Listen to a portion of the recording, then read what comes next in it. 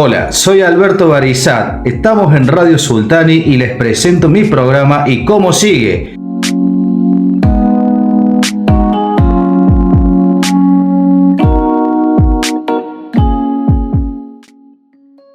El tema de hoy es el peor invento de la humanidad.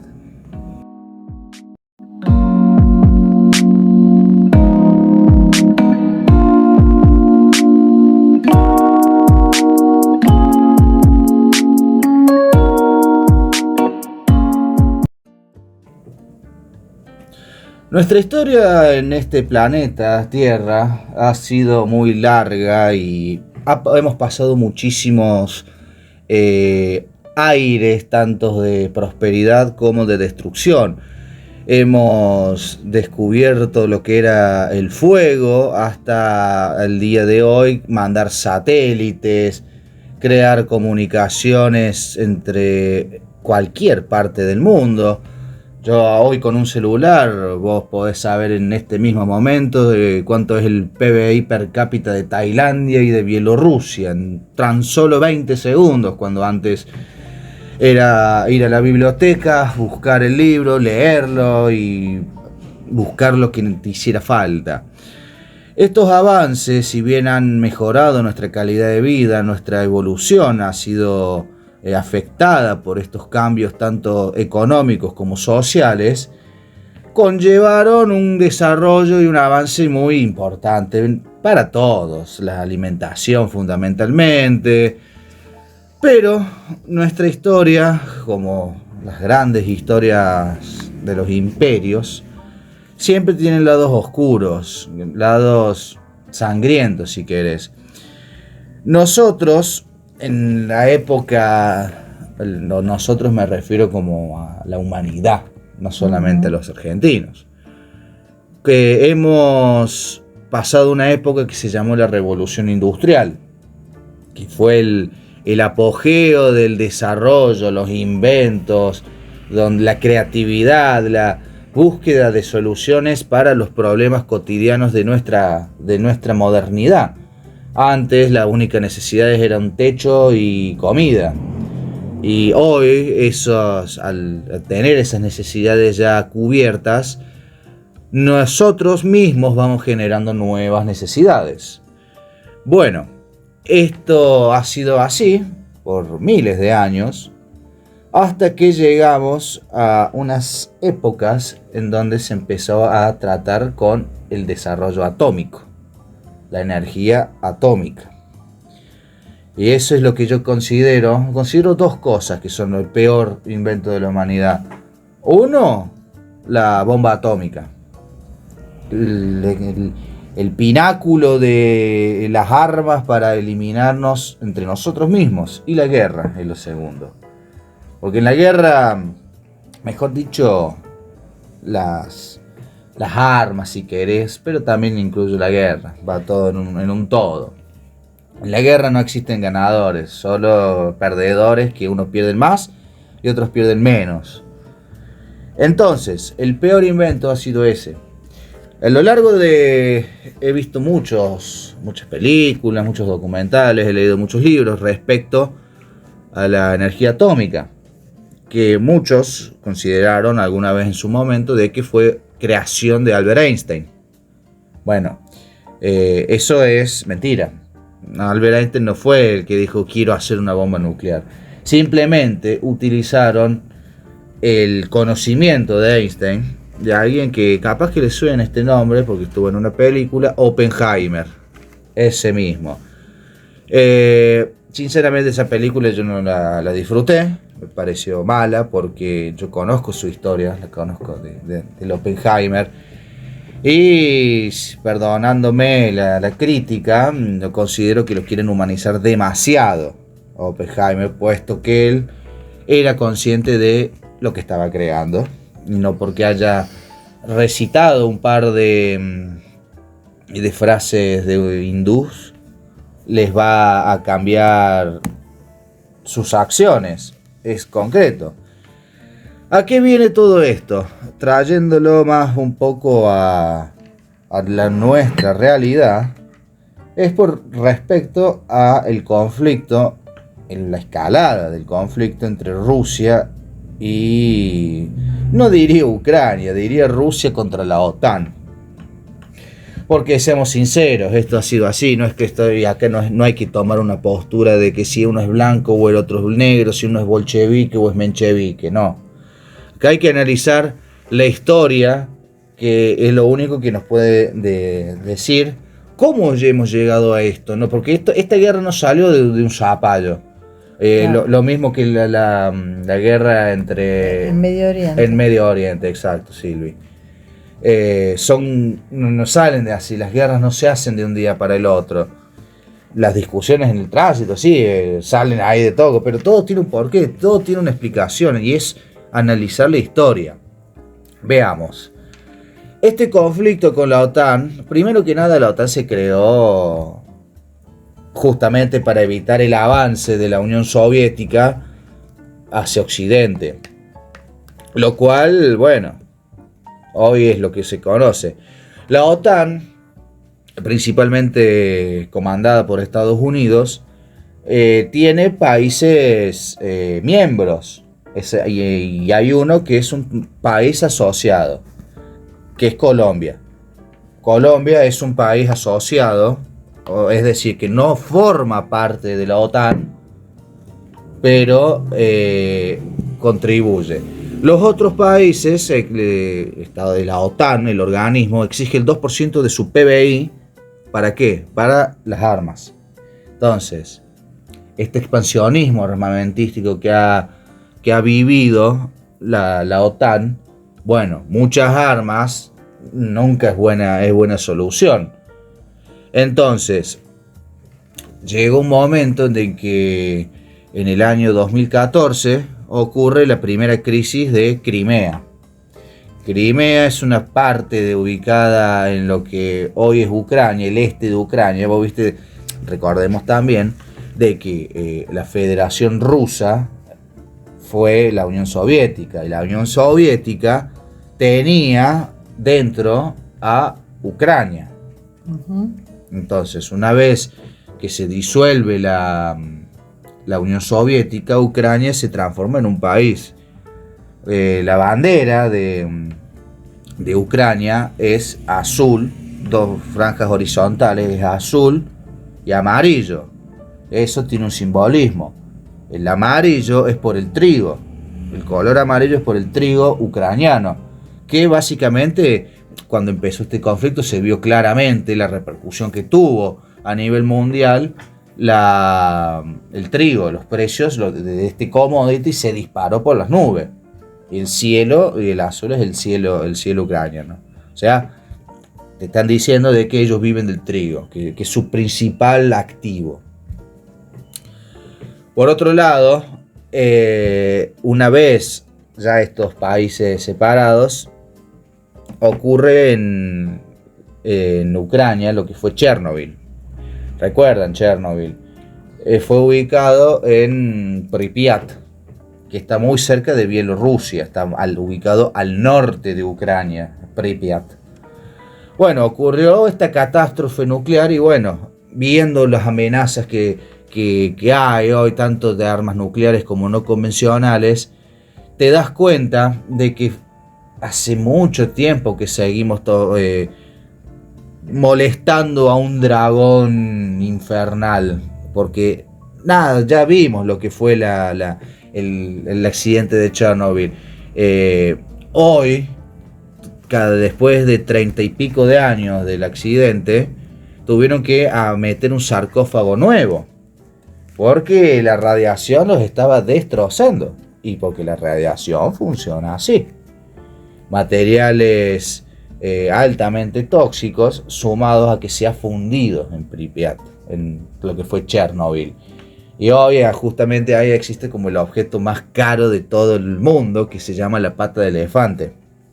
Son restos, imagínense el calor que hacía ahí, de que todo el grafito, el grafeno, el plomo, todo se derritió de una forma y quedó como la forma de una pata de elefante. Hay una sola foto que existe de eso, que es cuando empezaron a investigar las causas de la explosión. Obviamente que solo pueden estar ahí menos de 60 segundos, porque la radiación ya se aspiraba la radiación de más de todo lo que se puede bancar el humano antes de pasar a riesgo. Entonces, ubicado esto, dicho esto de un poquito de historia, ahora vamos a contar en cómo este conflicto se escaló y en qué puede perjudicar, y principalmente quiénes son los actores de esta macabra obra.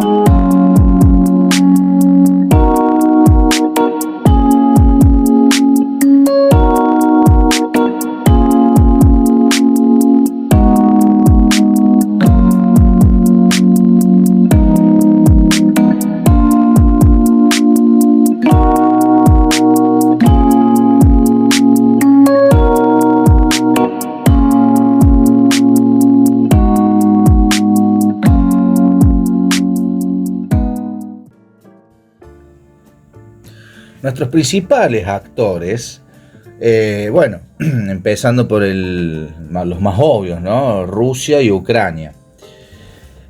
Países hermanos, países que hablan igual, ambos son rusoparlantes, tienen las mismas costumbres, un país hermano.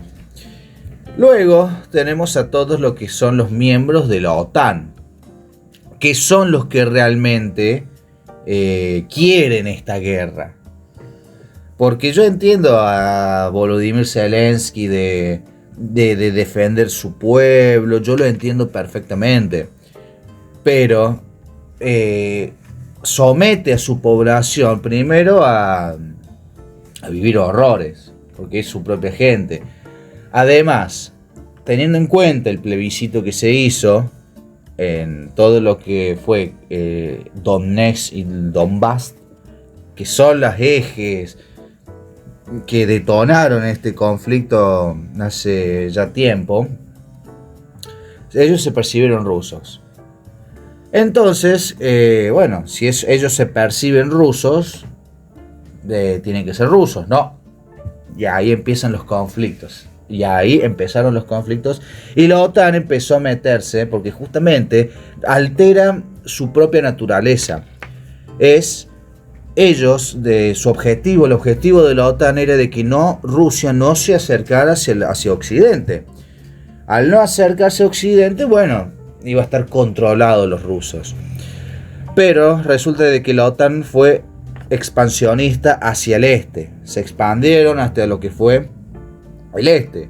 Hoy, Finlandia ya miembro de la OTAN, está ubicada a solo 200 kilómetros de Rusia.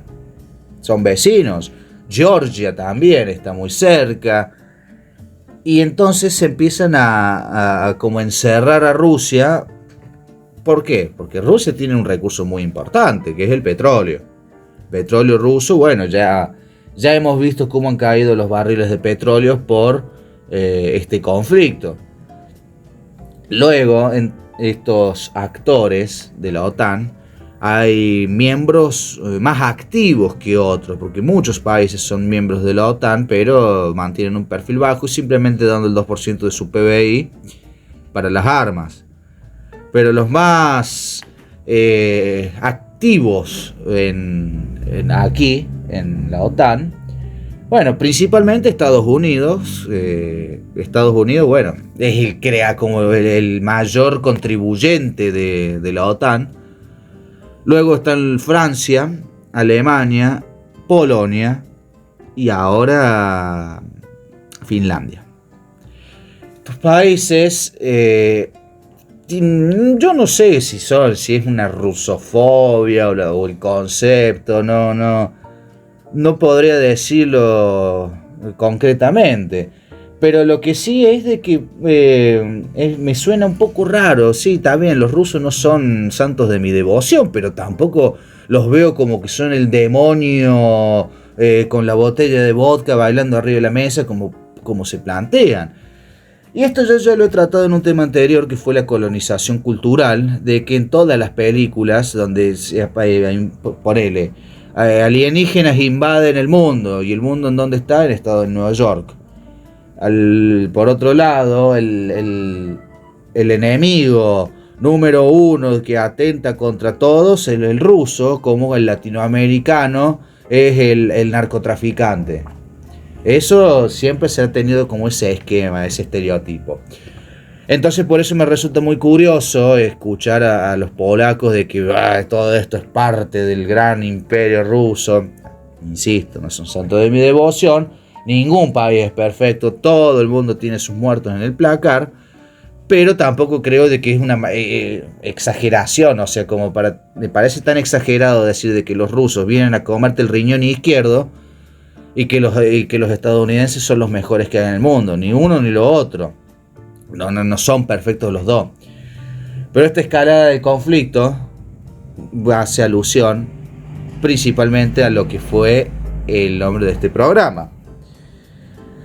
Cuando Ucrania recibe la luz verde de los estadounidenses para poder usar sus misiles, esto ya no es una tercerización de las armas. Es efectivamente una intromisión abierta. Utilizar mis armas para destruir a un tercero. Entonces, Vladimir Putin, dijo de que vamos a usar armas nucleares, y ahí ya se pudrió todo. ¿Por qué? Porque ya primero los finlandeses y los ucranianos ya están empezando a preparar a su población en caso de un ataque nuclear. Los rusos están implementando cápsulas antinucleares en sus plazas. Estamos viviendo una pseudo guerra, una guerra fría, no pseudo, una guerra fría de que se viene, que nunca terminó, jamás terminó la Guerra Fría. Siguió, lo que pasa con mayores o menores matices. ¿Y por qué ahora escala este conflicto? Estados Unidos da luz verde ahora, siendo de que ya hace más de casi 3 años de esta guerra. Bueno, porque hay un cambio de administración. Biden se va y quiere mostrar algo de su gobierno, que bueno, sí, nuestra economía y nuestra inflación no fue la mejor, pero ganamos la guerra contra los rusos comunistas y qué sé yo y qué sé cuál. A mí me da mucha risa cuando dicen los rusos comunistas, porque son son conservadores y son de derecha. Y por eso, viste, esas cosas que suceden en otra parte del mundo que uno no está al tanto. Entonces uno traga la información de que recibe de Occidente, en vez de agarrar y que, mira vos cuáles son las paradojas. En un mundo donde ya anteriormente te dije de que podés saber cuál es el PBI per cápita de Tailandia y de Bielorrusia en 10 segundos, carecemos también de esa capacidad de buscar y la información que nos hace falta para establecer el contexto en el que se está desarrollando el mundo hoy. Entonces, ¿y cómo sigue? ¿Y cómo sigue? Es una muy buena pregunta, porque no hay una respuesta. Hay muchas variables. Puede ser de que Biden en su delirio tenga un brote de lucidez y diga, no, la verdad es que ya empezar a usar armas de largo alcance activamente, y esto comprometería el mundo. Entonces puede ser uno de los mejores escenarios. O del peor escenario de todo, bueno, es que estalle una tercera, y no precisamente la Copa del Mundo. ¿Por qué? Porque realmente analizando, viendo la historia, teniendo en cuenta la Primera Guerra Mundial, lo que fue la Grande Guerra, fue un conflicto, pequeños conflictos internos entre cada país de que luego estallaron. ¿Por qué? ¿Por qué digo que esto puede llegar en el peor de los casos? Ojalá nunca pase. ¿Por qué digo que esto ya es mundial? Si me podrás decir si es solo entre Rusia, OTAN y Ucrania. Sí, te digo, pero no es solamente son los únicos conflictos que están desarrollándose en este momento. Israel, Palestina, Líbano. Ahí hay un claro conflicto, donde pueden meterse más partes. Conflicto China-Taiwán. Conflicto también que viene desde hace décadas, desde la propia fundación de Hong Kong, te diría. Después tenés las guerras de las Coreas, del paralelo 38. El paralelo 38 es lo que divide la Corea del Norte, el Pyongyang y Seúl. En ese conflicto también. Bueno, no hay que olvidar dentro del propio Estados Unidos las guerra entre comillas, los conflictos internos que tienen ellos, tanto republicanos y demócratas, como así todos los latinoamericanos, que estamos padeciendo una división del pueblo muy grande. Aquí en Argentina, bueno, sos Milei, sos de la Guardia Pretoriana, no, así. En México pasa lo mismo, en Brasil con Lula también pasa lo mismo. Entonces, como para ir terminando, la situación no está realmente como para tirar manteca al techo. Uno siente por primera vez nosotros de una época más los más jóvenes, por decirlo. Nunca hemos vivido, por ejemplo, yo no viví las Malvinas, mucho menos el proceso militar. Mi vida entera ha sido sin guerras. Entonces, al sentir esta sensación de que algo gordo se avecina, es una sensación de malestar. Pero bueno, no podemos hacer nada, no podemos controlarlo, simplemente podemos disfrutar lo que nos queda en este mundo.